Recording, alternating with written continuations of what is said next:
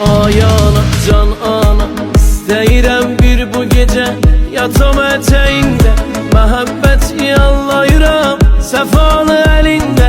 Yüreğimin nəbzi fəqət sənin üçün çalır, qurbanam o şirin dilə adımı sən çalır. Mən boyatınca ay ana qamətin büküldü, gözəl qara o saçları ağardı töküldü.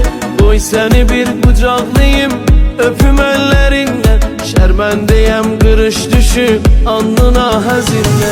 Yada düşəndə qəmlərin gözlərim yaşlanır, sanki dənizdir ürəyin heç dolub daşmayır.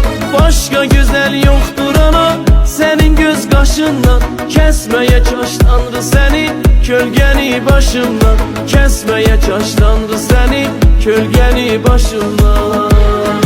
Yada düşəndə qəmlərin gözlərim yaşlanır, sanki dənizdir ürəyin heç dolub daşmayır. Başqa gözəl yoxdur ana sənin göz qaşından, kəsməyə kaş Tanrı səni kölgəni başımdan, kəsməyə kaş Tanrı səni kölgəni başımdan.